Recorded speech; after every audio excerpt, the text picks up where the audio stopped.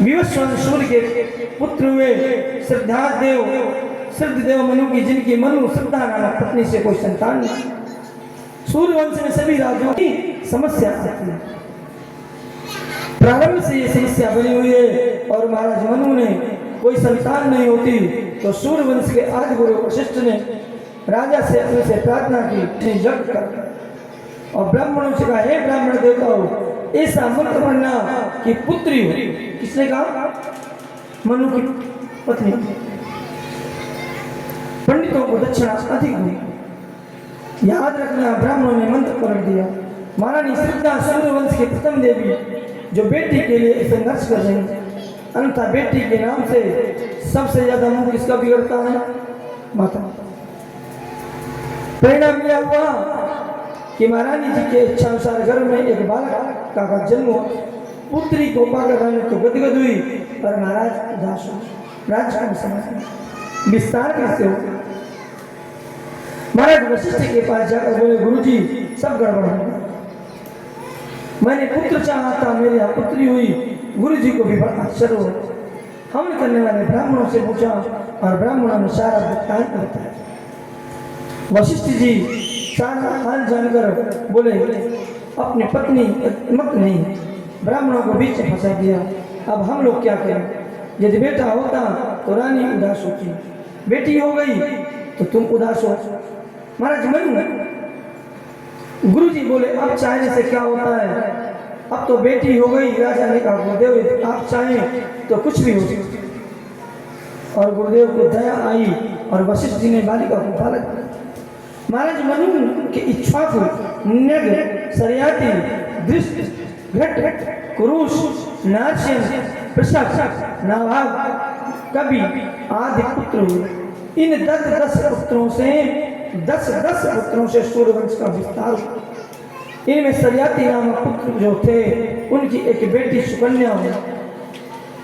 सुकन्या ने धोखे से अनजाने में च्यवन ऋषि की आंख फोड़ दी। महाराज सरयाती वन में शिकार खेलने गए और अपनी पुत्री को ले गए और 10 हजार वर्ष तक तप करते थे। ऋषि च्यवन जी तप कर रहे थे, पूरा शरीर बामी की मिट्टी से ढक गया, आंख खुली हुई, दिव्य ज्योति निकलती थी। बालिका छोटी थी, खेल खेल में उसने सोचा कोई बिलाए और कांटा चुभो दी। और जैसे कांटा चुभोया तो महाराज रक्त निकले, समाधि टूट गई। महाराज शरियाती ने आकर क्षमा मांगा और च्यवन मुनि के साथ अपनी बेटी का पानी ग्रहण कर दिया। किसी ने आकर बोली, यही सेवा करें। और महाराज च्यवन ने एक प्रास बनाया जिसका नाम है च्यवन पंथ। अश्विनी कुमारों की आराधना करी और नौ अवस्था को प्राप्त किया। और आज अश्विनी कुमारों की पूजा च्यवन ऋषि के द्वारा कराई गई। सरयाती के वंश में महाराज रेवत हुए। इन्हीं के 100 पुत्रों में सबसे बड़ा कुगुदमी, जिसकी बेटी, जिसकी उपमा बेटी थी रेवती नरेश, जिसका विवाह की सेवा भगवान। त्रेता की बेटी द्वापर में ब्याही हुई। अब इसकी कथा का सुनो। महाराज सुखदेव स्वामी के परिचित मनु महाराज के दूसरे बेटे के का नाम था नाभाग। आगे उसके बेटा हुए नाभाग और नाभाग के बेटे हुए परम भागवत अम्बरीश। ऐसे परम वैष्णव भक्त अम्बरीश की राजा चक्रवर्ती होने के बाद स्वयं शक्ति की कथा आप सबको सुनी होगी, नहीं सुनी? सुनी हो तो हम सुना, आगे बढ़ो।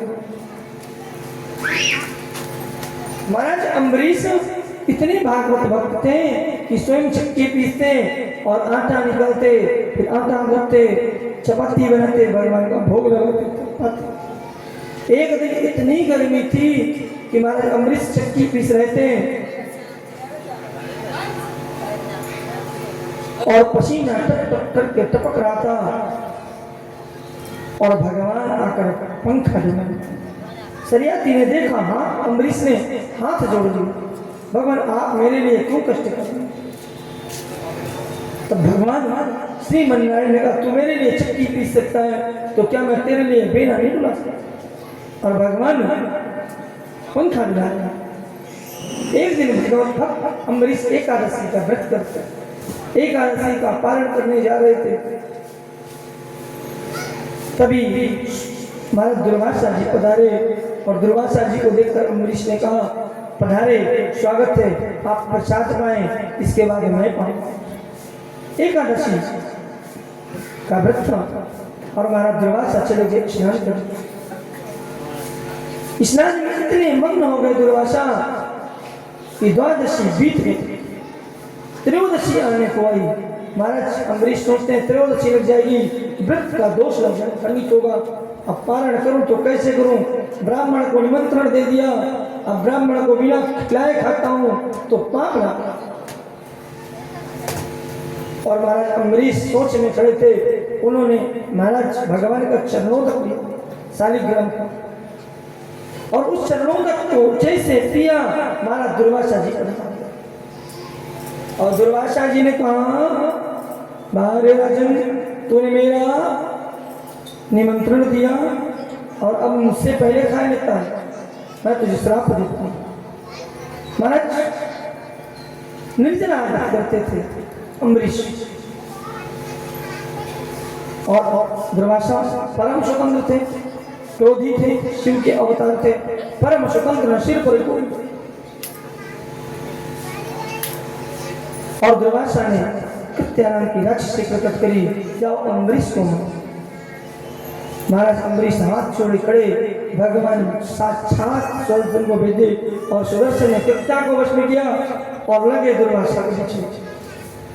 3 लोग 14 भुवन दुर्वासा जी घूम के आए, किसी ने रक्षा नहीं की, सुदर्शन पीछे। महाराज नारद जी ने कहा, आप रक्षा चाहते हो तो उन्हीं भागवत भक्त के शरण में जाओ। और आज महाराज दुर्वासा अम्बरीश के चरणों में आए और कहा, प्रभु क्षमा करो राजन, मुझे इस दर्शन से बचाओ। और भगवान कहते हैं, शुभाचार्य जी, अम्बरीश आगे खड़े हो गए, दुर्वासा जी सुदर्शन छूना, अहम भक्त पराधीनो हस्वतंत्र इव द्विजा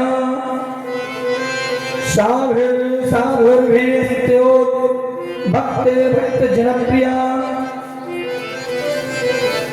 भगवान कहते हैं अपने भक्तों के अधीन, जैसे परम पवित्र परम पतिव्रता स्त्री पति परायण होकर अपनी सेवा के बल पर पति को अपने अधीन कर लेती है, ऐसे ही भक्त भगवान को अपने अधीन कर लेते हैं और भगवान उनकी रक्षा के लिए स्वयं प्रकट होते हैं या किसी को भेज देते हैं। फिर तो शरणम यादाकतम तस्तमोस्ते, ये भक्त स्नान मेरे हृदय में वास करते हैं। और दुर्वासा जी से बोले महाराज अम्बरीश से, अब ये सुदर्शन आपका कुछ नहीं करेगा।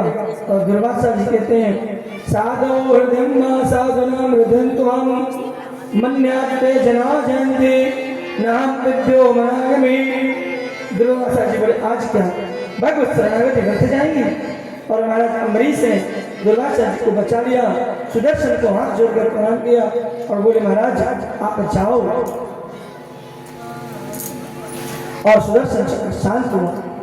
यदि नो भगवान प्रीत एका सर्वे गुणाश्रया सर्वभूतात्मावीना तिजोगवद्विज्वला। जैसे सुदर्शन का चक्र शांत हुए, दुर्वासा जी को सांस में सांस आई, कान पकड़कर क्षमा मांगने लगे। और महाराज 1 वर्ष व्यतीत हो, न दुर्वासा जी कुछ खाए न महाराज अम्बरीश खाए, कितनी एकादशी व्यतीत हुई। और आज इन्हीं के पावन वंश में आगे चलकर योश्वान हुए, जिन्होंने ब्रह्मवंश अभिमंत्र जल पी लिया। इसलिए युवराष्ट्र के अंदर ही मानधाता का जन्म, मानधाता के शतव्रत, और इन्हीं के वंश में हरिश्चंद्र, हरिश्चंद्र के रोहित, रोहित से बाहु, बाहु के सगर, और सगर के पुत्र हुए 60,000, 1 2 नहीं 60,000। महाराज सगर ने अश्वमेध यज्ञ किया और इंद्र ने घोड़ा चुराकर काम आना पुनः कपिल भगवान के आश्रम में। और महाराज यज्ञ पूरा नहीं होगा, अश्व नहीं आएगा, तो महाराज सगर के पुत्र ढूंढते ढूंढते पाताल पहुंचे और महाराज कपिल के आश्रम में घोड़ा बना पाया। तो उठ पटांग बात करने लगी। ऐसा बाजी हरिसेव चौरा अस्ते मनता योजना, इस पाखंडी को देखो, हमारा घोड़ा चुराकर आंख बंद के बैठा। फिर कपिल भगवान ने आंख खोली और सगर के 60,000 पुत्र जलकर राख। अब इनको तारने के लिए महाराज सगर के पुत्र असमंजस हुए। असमंजस के अंशुमान पुत्र दिलीप और दिलीप के भगीरथ सबने प्रयत्न कर लिया कि इनका उद्धार हो 60,000 का, पर गंगा कोई नहीं। अब जैसे इस परिवार में क्या जन्म नहीं लिया पुत्रों ने, इस परिवार में कितने पुत्रों ने जन्म लिया होगा, पर किसी ने पूर्वजों को तारने के लिए ऐसी कथा नहीं की।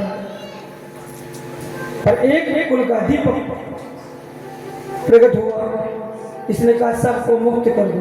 और किसकी आज्ञा? ये तो सेठ कहता है, हम काका कहते हैं, भगवान आप लोग क्या कहते हैं?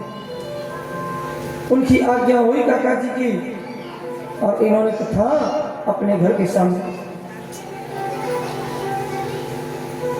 जय भगवान की भक्ति का प्रभाव। भगवान जब अपना चरणाश्रय देते हैं तो सब कुछ ले लेते हैं, और इसके साथ भी वही हमारे जजमान बोला गुरु जी कुछ माल नहीं है, अभी आगे बढ़ा देते हैं, बारिश हो रही है। हमने कहा सब बाबा रामदेव में छोड़ तो कथा चालू हो, जो होगा देखेंगे बाबा, यही बात है ना, जो आगे होगा देखेंगे बाबा की कथा हो। महाराज गंगा को प्रकट किया भगीरथ ने, और महाराज भगीरथ घोर तपस्या किया गंगा को प्रकट करने की।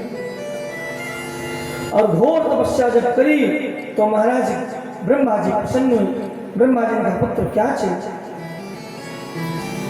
महाराज भगीरथ ने कहा मेरे पूर्वजों के उद्धार के लिए मुझे गंगा चाहिए।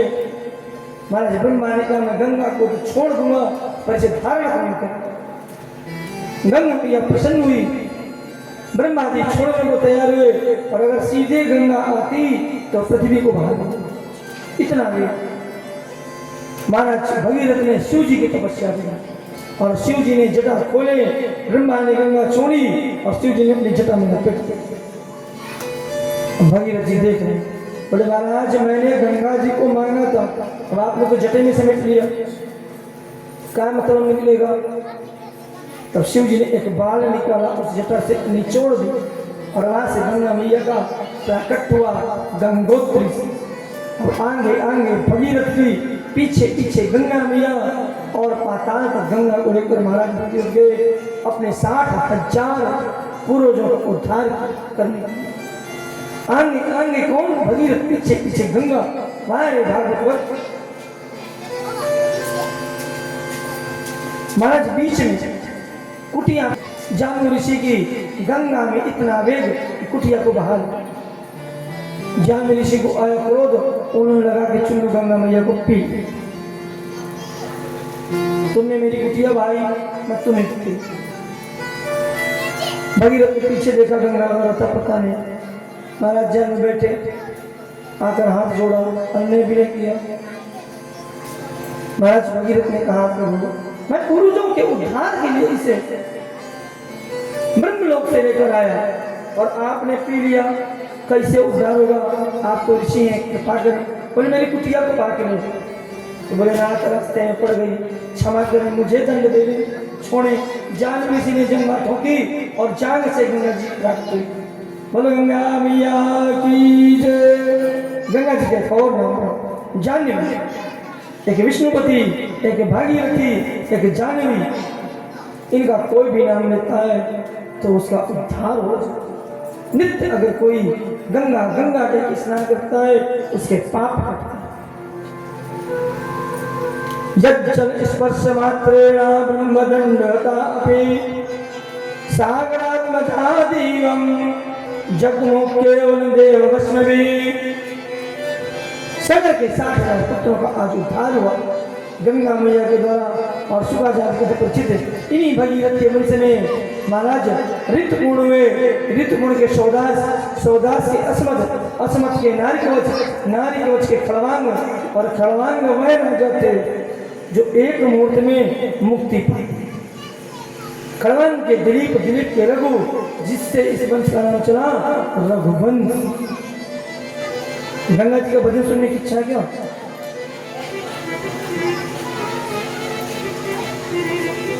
चलिए एक लाइन गा गंगा मैया।